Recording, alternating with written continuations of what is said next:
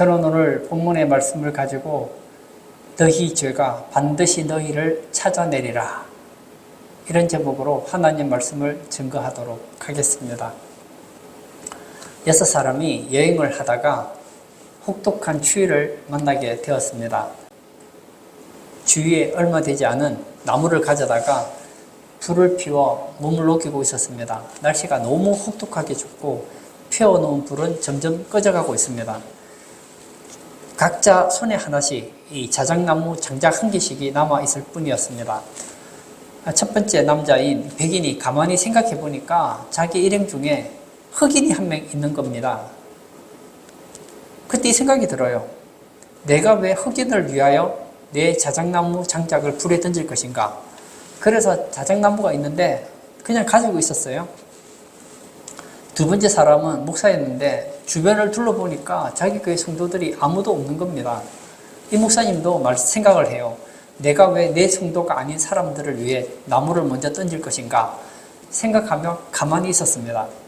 세 번째 사람은 가난한 사람이었어요. 근데 주변을 둘러보니까 모두 다 부자처럼 보이는 거예요. 나는 가난한 사람인데 왜 부자들을 위해서 내 나무를 내어줄 것인가 생각하며 가만히 있었습니다. 네 번째 사람은 흑인인데 첫 주변을 둘러보니까 자기 빼고는 전부 백인인 겁니다. 그래서 이 사람도 나무를 던지지 않았어요.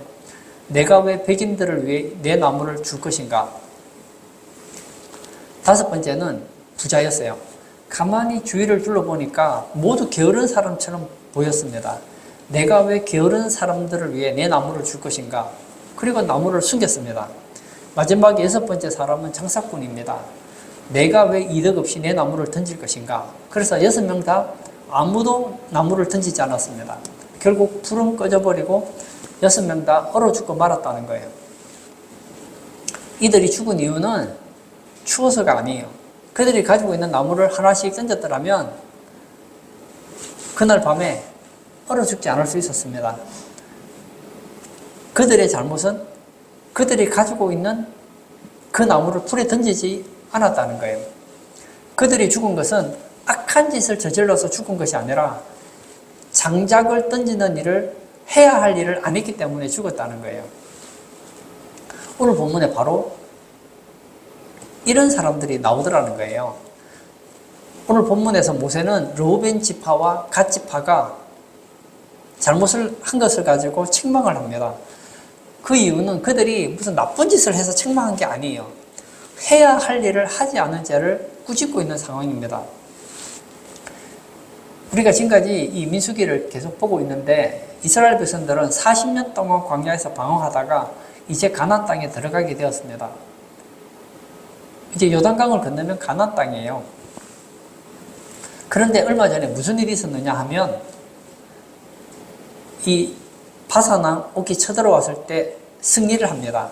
아모리 왕이 쳐들어왔을 때 승리했습니다. 그래서 바산 왕이 다스리던 바산 땅과 아모리 사람들이 다스리던 요단 동편 길랏 땅을 차지하게 되었습니다.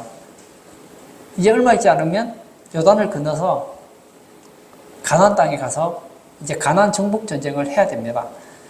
그러던 어느 날 르우벤과 갓 지파의 사람들이 모세에게 나와서 이렇게 말합니다. 모세여, 우리에게는 가축이 많이 있습니다. 여기 요단 동편의 길랏 땅을 보니 목초가 많아 목축에 적합한 땅입니다. 그러니 이 땅을 우리에게 기업으로 주십시오. 우리는 여기서 살고 요단강을 건너지 않겠습니다. 우리가 아이들을 위해 집도 짓고 짐승들을 위해 우리도 지어 이곳에서 평안히 살겠습니다. 그 얘기를 듣고 모세가 처음에는 단호하게 거절을 합니다. 거절을 하자 이 르우벤 지파와 갓 지파 지도자들이 다시 모여서 의논을 했겠죠. 그리고 다시 새로운 제안을 합니다. 모세요, 우리가 이곳에 성읍과 가축우리를 짓고 살겠지만 여호와 여자들을 여기에 머물고 우리 장정들은 요단강을 건너가서 다른 지파가 땅을 차지할 때까지 함께 전쟁에 참여하겠습니다. 모든 땅을 다 차지할 때까지는 돌아오지 않겠습니다. 그러자 모세가 마지못해 허락을 했습니다. 허락을 하되 너희가 내 입으로 낸 그 약속을 지키지 않으면 너희 죄가 반드시 너희를 찾아낼 줄 알아야 된다. 너희는 가나안 땅 점령을 마칠 때까지 끝까지 전쟁에 동참해서 싸워야 한다. 조건을 붙였습니다. 그래서 이스라엘 안에 분열의 위기를 극복하게 됐다는 거예요. 오늘 본문에서 모세는 너희 죄가 반드시 너희를 찾아낼 줄 알라. 모세는 대체 무슨 죄를 말한 것일까요? 또 그 죄는 누구를 향한 죄이며 죄의 결과는 어떤 것일까요? 오늘 본문을 통해서 함께 살펴보려고 합니다. 첫 번째, 어떤 종류의 죄입니까? 모세는 르우벤 지파와 갓 지파의 지도자들에게 이렇게 이야기를 합니다. 제가 23절을 읽겠습니다. 너희가 만일 그같이 아니하면 여호와께 범죄함이니 너희 죄가 반드시 너희를 찾아낼 줄 알라. 어떤 분들은 이 본문을 중심으로 해서 죄라고 하니까 이렇게 해석하는 거예요. 살인죄를 저지르지 마라. 간음죄를 저지르지 마라. 절도죄를 저지르지 마라. 거짓말하는 죄를 저지르지 마라. 이런 죄를 지으면 너희가 결국 쫓겨나게 된다. 죄가 너희를 찾아낼 것이다. 그렇게 설교하기도 하고 가르치기도 합니다. 좋은 교훈입니다. 맞아요. 그런 죄를 지으면 안 되죠. 그러나 오늘 본문과는 상관이 없는 교훈입니다. 여기서 모세는 르우벤 지파와 갓 지파가 무슨 악한 일을 한 것을 지적한 게 아니에요. 당연히 해야 할 일을 안 하는 죄를 지적하고 있다는 거예요. 얼마 있지 않으면 이스라엘 백성들은 요단강을 건너서 가나안 정복 전쟁을 하게 됩니다. 거룩한 전쟁에 참여해야 되는데 이 르우벤과 갓 지파는 그 거룩한 전쟁에 빠지고 편안하게 쉬겠다고 하는 거예요. 바로 그 죄를 지적하고 있는 거예요. 그러면 오늘 본문에서 모세가 지적하는 죄는 어떤 죄들일까요? 첫 번째는 게으름의 죄입니다.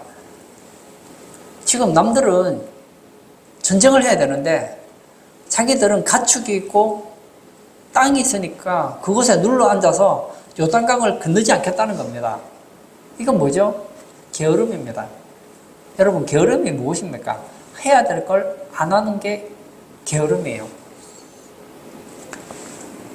예수님께서 부자 비유를 하신 적이 있잖아요. 어떤 부자가 열심히 일을 했습니다. 그리고 나서 곡식을 많이 거둔 것 같아요. 내 영혼아, 여리에 쓸 물건을 많이 쌓아두었으니 이제는 평안히 먹고 쉬고 마시고 즐거워하자. 이제는 많으니까 이제는 게을리 살겠다는 거 아니겠습니까? 이것과 비슷하다는 거예요. 여러분, 많은 사람들이 나쁜 짓을 한 건 죄라는 걸 인정합니다. 맞아요. 나쁜 짓을 한 건 분명히 잘못된 거예요. 그런데 해야 될 걸 안 하는 것은 죄라고 잘 생각을 안 합니다.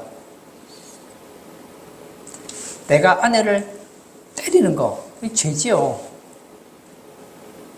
사람을 찔러 죽이는 거 죄지요. 분명히 그게 나쁜 거예요. 그런 죄를 지으면 안 됩니다. 그러나 남편이 아내에게 사랑을 줘야 되는데 무관심한 것. 이건 죄라고 잘 생각을 안 한다는 거예요. 예를 들어서 예배 시간에 막 싸움을 하고 소리를 지르고 예배를 방해하면 이건 죄지요. 그러나 예배에 빠지는 건 죄라고 생각을 안 해요. 기억하십시오. 게으름도 죄라는 거예요. 두 번째 죄는 이기심입니다. 르우벤과 갓 지파는 매우 이기적인 태도를 가지고 있습니다. 형제들은 지금 전쟁터에 나가서 싸우려고 합니다. 그런데 자기들은 이미 땅이 있으니까 편안하게 후방에서 먹고 쉬고 아내와 처자식들과 안전하게 가겠다는 거예요. 얼마나 이기적인 생각입니까? 만약 형제들이 지금 전쟁을 해야 되는데 한 사람이 아쉬운 그때에 12지파 중에 2지파가 빠지면 전쟁에 얼마나 위험도가 더 높아지겠느냐고요. 그리스도인들도 마찬가지입니다. 우리도 영적인 이기심을 가질 수가 있다는 거예요. 예를 들어서 지금 수많은 사람들이 지옥을 향해 가고 있습니다. 그런데 뭐 나는 예수 믿고 구원받았으니까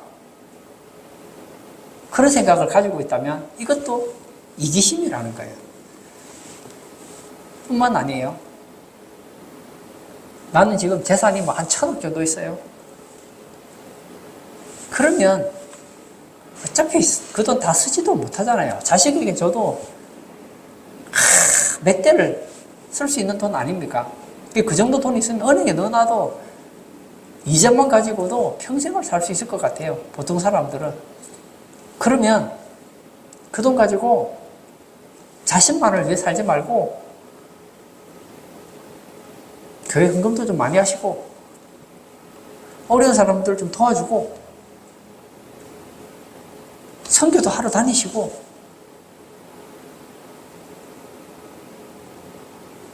사용하자는 거예요. 나만을 위해서 쓰지 말자는 거예요. 하나님께서 우리에게 재물을 주신 것은 너 혼자 잘 먹고 잘 살아라. 그게 아니에요. 그 재물에는 나의 몫이 있어요. 근데 내 몫만 있느냐? 그게 아니에요. 그 중에 일부는 교회를 위해 써야 돼요. 일부는 전도하는 데 써야 되고 일부는 좀 나누는 데 써야 돼요. 혹시 아는 사람들과 식사할 때쯤 되면 식사도 한번 좀 건사하게 대접하시고 누가 경제적으로 너무 어렵다고 하면 오른손이 하는 것을 왼손이 모르도록 좀 도와주면 얼마나 좋겠습니까? 하늘에서 그런 사람은 상이 커요. 그런데 돈을 탁 쥐고 있어요. 나를 위해서는 돈 쓰지만 남을 위해서는 10원도 쓰지 않는 이런 사람이 바로 이기심의 죄를 가지고 있다는 겁니다. 세 번째는 빚을 갚지 않는 죄입니다. 오늘 성경 5절을 제가 또 읽겠습니다. 또 이르되 우리가 만일 당신에게 은혜를 입었으면 이 땅을 당신의 종들에게 그들의 소유로 주시고 우리에게 요단강을 건너지 않게 하소서. 여기 보면 당신에게 은혜를 입었으면 이라고 얘기하고 있습니다. 은혜를 입었다는 것은 빚을 진 거 아닙니까? 은혜를 입었으면 은혜를 갚아야지 마땅한데 르우벤과 갓지파는 은혜를 입었으니 그 땅을 산업으로 주시고 요단강을 건너지 않게 해달라고 염치 없는 간청을 하고 있다는 거예요. 사실 우리나라도 한번 보십시오. 저도 이 빚을 많이 졌어요. 내가 예수님 믿었지만 나 혼자서 어떻게 예수 믿겠습니까? 한번 생각해 보세요. 여러분들 예수님 믿으시잖아요. 예수님 믿는데 그냥 믿었습니까? 누군가가 여러분들에게 예수님을 소개해 줬으니까 믿은 거 아닙니까? 저는 책 보고 예수 믿었는데요. 누군가 그 책을 썼으니까 볼 거 아닙니까? 저는 성경책 보고 예수님 믿었는데요. 어떤 출판사에서 성경책을 찍었으니까 보는 거 아니겠어요? 어떤 이유에 있어든 우리는 누군가에게 다 은혜의 빚을 진 사람들이란 말입니다. 우리나라 역사를 한번 보세요. 우리나라는 이 샤머니즘이 팽배한 나라 아닙니까? 한때는 불교가 우리나라를 장악했었고 또 한때는 유교가 우리나라를 장악한 적이 있죠. 조선시대 말이 되면 예수 믿는 사람들이 참 어려움을 많이 당했어요. 왜냐하면 이 유교에는 제사가 효도의 덕목이잖아요. 그런데 예수 믿는 사람들은 제사를 안 지내는 거예요. 이런 불효자식이 있나? 사실은 그 불효로 아무 상관이 없는데 그들이 알고 있는 그 유교의 사상에 의해 보면 유학에 의하면 이건 굉장히 나쁜 거란 말이에요. 그래서 박해를 많이 받았어요. 그렇게 이렇게 와서 지금 복음이 전파되어서 목사님들도 많아졌고 예수 믿는 사람들도 많아졌고 좋은 기독교 방송도 생겼고 또 좋은 책들도 있고 또 유튜브 가보세요. 얼마나 좋은 그런 영상들이 많습니까? 우리 다 빚을 지고 있는 거예요. 저도 교회에서 기도할 때 유튜브 찬양을 틀어놓고 기도하니까 너무 도움이 되더라고요. 그 찬양팀에서 찬양 집회했던 것을 다 녹화해서 유튜브에 올려주니까 도움을 받잖아요. 그리고 좋은 강의들을 제가 듣잖아요. 그분들에게 제가 또 빚을 주고 있지 않습니까? 그 결과 우리가 예수님 믿게 된 거 아니냐는 거예요. 그러면 그 빚을 갚아야죠. 우리나라 사실은 예전에 얼마나 가난했습니까? 물론 뭐 잘 사는 사람은 늘 있었지만 잘 사는 사람이 있다면 못 사는 사람들은 얼마나 많았는지 모릅니다. 6.25 끝나고 몇몇 사람 제외하고는 진짜 어렵게 살았어요. 교회가 들어서고 나라를 위해서 기도하고 하나님께 은혜를 구한 그 사람들의 기도가 있었기 때문에 우리나라가 이렇게 잘 사는 거예요. 저는 선거 때가 되면 그런 생각을 가끔씩 해요. 국회의원들이 그리고 막 정당에서 우리는 이것을 하겠습니다. 저것을 하겠습니다. 막 선거 공약을 내놓잖아요. 그대로만 되면 우리나라 진짜 잘 살 것 같아요. 알잖아요. 선거 공약해도 대부분 안 지켜진다는 거 알지 않습니까? 그리고 선거 공약을 지킨다고 해서 나라가 잘 된다는 또 보장도 없어요. 하나님이 도와주셔야 돼요.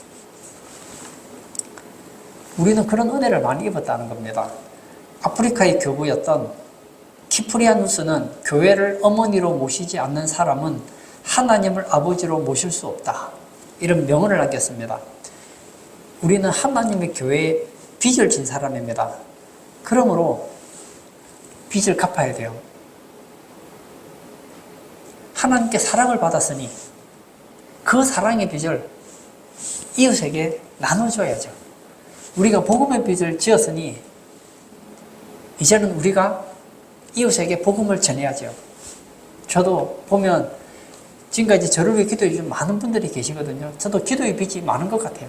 그러면 이제 나라를 위해서, 교회를 위해서 기도가 필요한 사람들의 기도의 빚을 갚아야죠.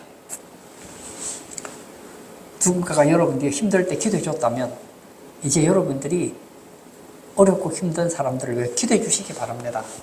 교회가 여러분을 위해 기도했다면 이제 여러분이 교회를 위해서도 기도해 주세요. 네 번째, 형제를 낙심하게 하는 죄입니다. 모세가 갓 자손과 로벤 자손에게 이렇게 이야기를 합니다. 6절과 7절을 제가 또 읽겠습니다. 모세가 갓 자손과 로벤 자손에게 이르되 너희 형제들은 싸우러 가거늘 너희는 여기 앉아 있고자 하느냐? 너희가 어찌하여 이스라엘 자손에게 낙심하게 하여서 여호와께서 그들에게 주신 땅으로 건너갈 수 없게 하려 하느냐? 르우벤 자손과 갓 자손이 그 땅에 눌러앉아 편안히 살면 우리만 좋은 게 아니에요. 열 지파를 낙심하게 하는 일이라는 겁니다. 그러므로 우리는 다른 사람을 낙심하게 하면 안 됩니다. 여러분, 내가 하는 행동은 나 하나에서 끝나지 않아요. 내가 하는 행동은 다른 사람에게 영향력을 미치게 되어 있습니다. 세상에서 이 나비 효과라는 얘기를 여러분 들어보셨죠? 나비가 날개짓을 해요. 그 날개짓이 무슨 효과가 있겠습니까? 무슨 영향력이 있겠습니까? 그런데 여기서 날개짓을 했는데 저쪽에서는 엄청난 일이 일어날 수도 있다는 거예요. 르우벤과 갓이 갓집하죠. 우리는 여기 실렵니다. 우리만 쉬겠다고 했지만 그 얘기를 들으면 열 지파가 어떻게 반응할까요? 우리는 가나안 땅 정복하려고 하는데 이 두 지파는 여기서 편안하게 살려고 하네? 그러면 우리도 여기서 살지? 그러면 가나안 땅 정복은 끝나버리는 거예요. 여러분 원자를 아시죠? 원자는 물질을 구성하는 아주 작은 요소에 불과합니다. 근데 이 작은 원자가 다른 원자를 탁 때리는 반동으로 에너지를 폭발적으로 일으키면 이게 뭐가 되죠? 원자 폭탄이 된다고 하지 않습니까? 내가 한 행동은 거기서 끝나지 않아요. 다른 사람에게 영향력을 미치게 되어 있다는 거예요. 아마 제가 지금 듣고 있는 이 찬양을 유튜브에 올린 사람은 제가 그 찬양 때문에 은혜 받고 기도하는 데 도움을 받는다고 아마 모를 수도 있을 것 같아요. 근데 저는 도움을 받았거든요. 제가 예전에 주일학교 교사를 할 때 있었어요. 학생들을 가르칠 때였어요. 저는 교사를 하면서 처음에 내가 참 야심을 가지고 했는데 결과적으로 나는 교사에서 실패한 사람인 줄 알았어요. 애들이 말도 안 듣고 학생들을 좀 많이 끌어다 모았는데 예수 믿는 것 같지도 않고 너무 힘들었어요. 주일학교를 나중에 그만두고 전도사가 되었을 때였어요. 하루는 집을 오고 있는데 나보다 큰 학생이 저를 부르는 거예요. 선생님 하고 불러요. 봤더니 내가 주일학교 교사를 할 때 그렇게 내 속을 썩이던 아이였어요. 그 학생이 교회 다니다가 할머니가 교회 다니지 말라고 해서 교회를 안 다녔어요. 제가 그 학생 집에 여러 번 찾아갔거든요. 가서 교회 나와야 된다, 예수님 믿어야 된다 그 얘기를 했는데 안 믿는데요. 교회 나가기 싫대요. 교회 집에 오지 말래요. 그리고 제가 주일학교 그 교사를 그만두고 나서 그 학생과 그냥 관계가 끝나버렸죠. 그런데 저는 거기서 끝난 줄 알았어요. 근데 그 아이가 그때 내가 했던 그 얘기 때문에 다시 교회 나와서 신앙생활을 하게 됐다는 거예요.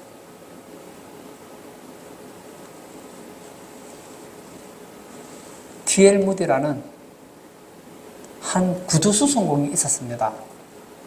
그 구두수송공에게 생키라는 주일학교 선생님이 와서 복음을 전하잖아요. 예수님을 믿었습니다. 생키는 한 사람에게 예수님을 전했을 뿐이에요. 아마 자기 반 학생들에게 다 찾아가서 예수님 얘기를 했겠죠. 그게 끝이었어요. 근데 그 무디가 어떤 사람이 되었습니까? 미국 역사상 100만 명 이상을 주님 앞에 돌아오겠다잖아요. 무디가 살았던 시대에 지나가는 사람에게 붙잡고 얘기를 하면 예수 믿는다고 하는 사람의 10명 중에 7명은 어떻게 예수를 믿었느냐고 했더니 D.L. 무디 전도 집회에서 예수를 믿었다는 거예요. 그 영향력이 그렇게 있다는 거예요.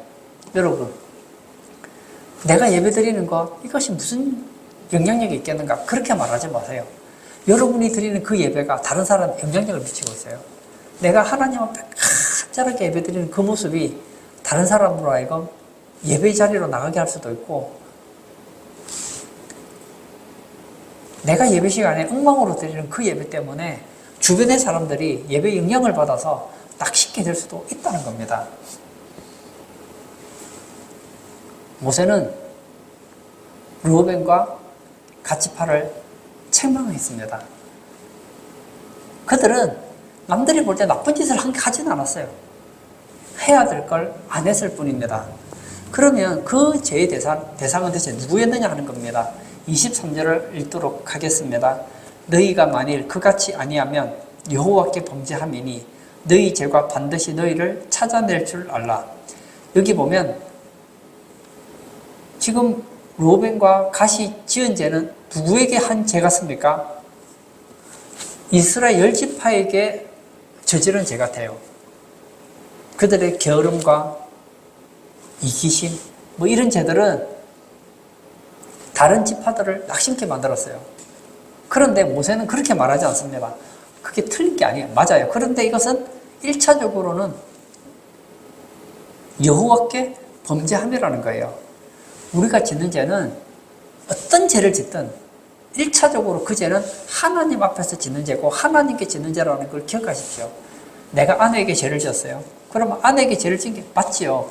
뿐만 아니라 그 죄는 하나님께 범죄한 것이라는 것도 기억해야 됩니다. 저는 다윗 이야기를 좋아합니다. 다윗이 한때 바세바와 간음을 한 적이 있죠.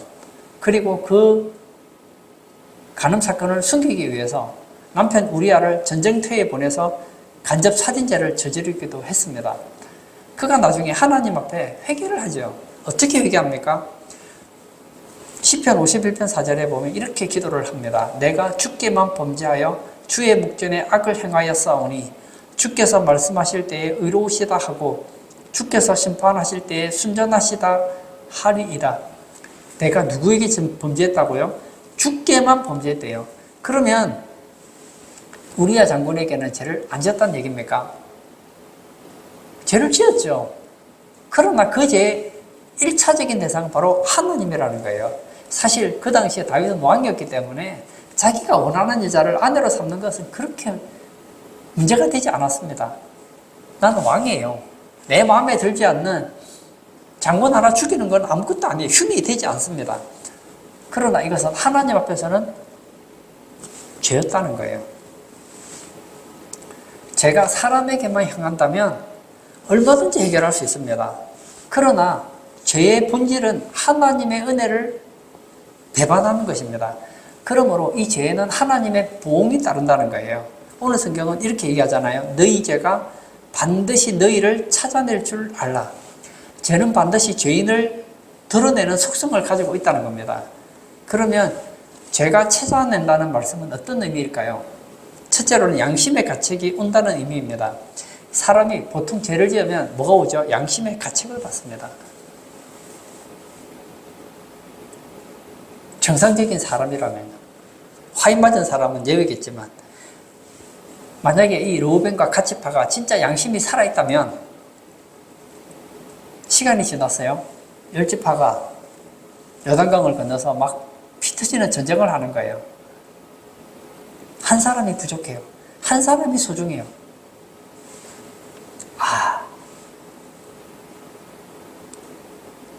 가나안 땅 전쟁을 하는데 우리가 당연히 갔어야 되는데 안 간 것에 대한 양심의 가책이 생기겠죠. 두 번째는 역사의 심판을 받게 된다는 거예요.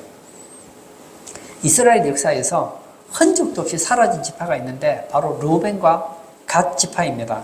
이 르우벤 지파는 장자의 명분도 가졌고 가축도 땅도 많았기 때문에 싸울 전력이 있었습니다. 그런데 이 르우벤 지파와 갓 지파는 싸움을 회피하고 고통을 분담하고자 하지 않았습니다. 그래서 나중에 어떻게 되죠? 전쟁을 할 수 있는 능력을 상실하고 말았다는 거예요. 그래서 사울의 통치 시기에 모압이 르우벤과 갓 지파의 땅을 모두 빼앗아 버렸습니다. 그래서 땅이 없는 지파가 되어버리고 말았어요. 사사기 5장 16절에 보면 이 사사 드보라가 르우벤에 대해서 이렇게 얘기를 합니다. 내가 양의 우리 가운데에 앉아서 목자의 피리 부는 소리를 들으면 어찌 됨이냐. 르우벤 시내가에서 큰 결심이 있었도다. 이스라엘이 가나안의 침공에 대해서 전쟁을 하고 있는데 르우벤 지파는 뭘 하고 있었다는 겁니까? 목자의 피리 부는 소리를 감상하고 있었다는 거예요. 다시요. 지금 이스라엘은 가나안 땅 사람들이 전쟁을 걸어와서 지금 죽느냐 사느냐의 문제에 있는데 아휴 내일이 아닌데 그리고 뭐 했다고요? 목자의 피리 쏘는 소리를 들으면서 참 좋구나 무관심했어요. 그리고 르우벤 시내가에서 큰 결심이 있었다.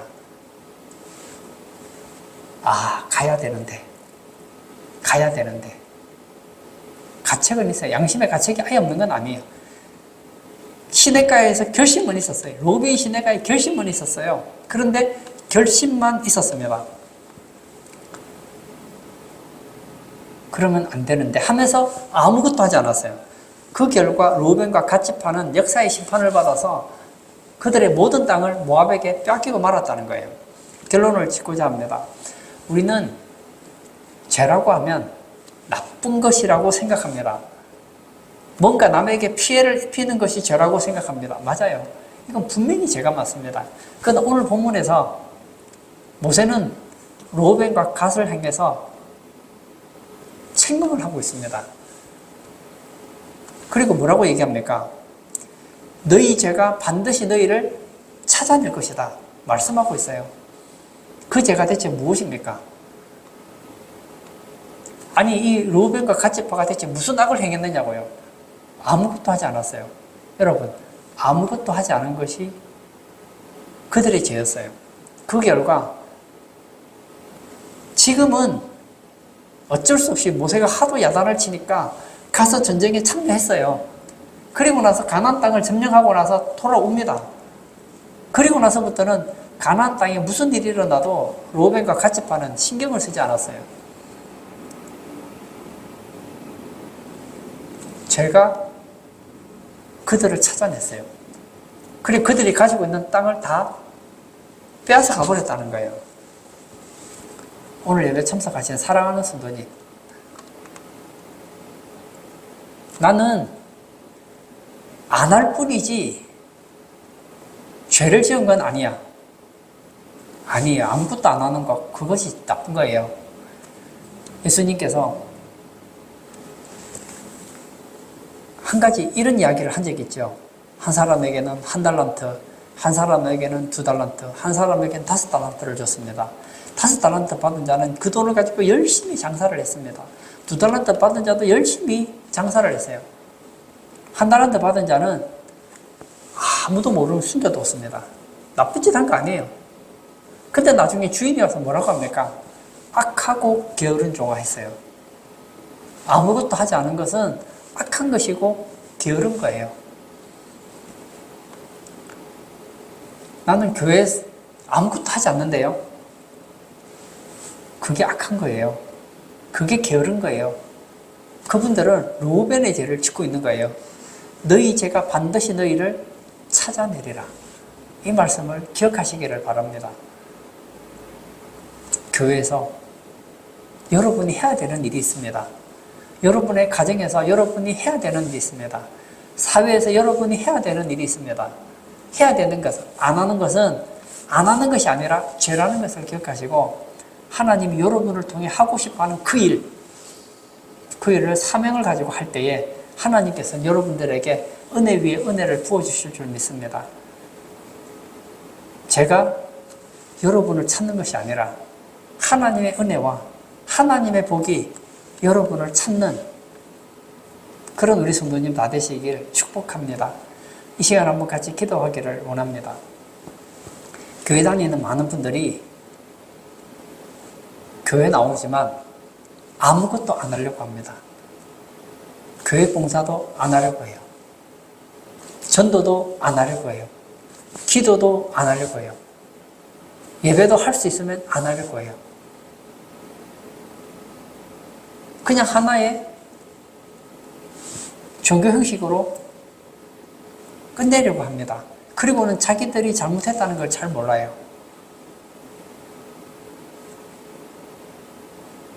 그러면 안 됩니다. 이 시간 기도할 때 하나님, 교회에서 제가 해야 되는 일이 있다면 대체 무엇입니까? 가정에서, 직장에서, 사회에서 하나님께서 내게 하기를 원하는 그 일이 있다면 이제는 게으름 피우고 주변의 사람을 낙심시키는 사람이 아니라 나로 인하여서 교회가 살고 가정이 살아나고 직장이 살고 사회가 살아가는 그런 영향력 있는 사람이 되게 해달라고 기도하시고 자유롭게 개인 기도하도록 하겠습니다.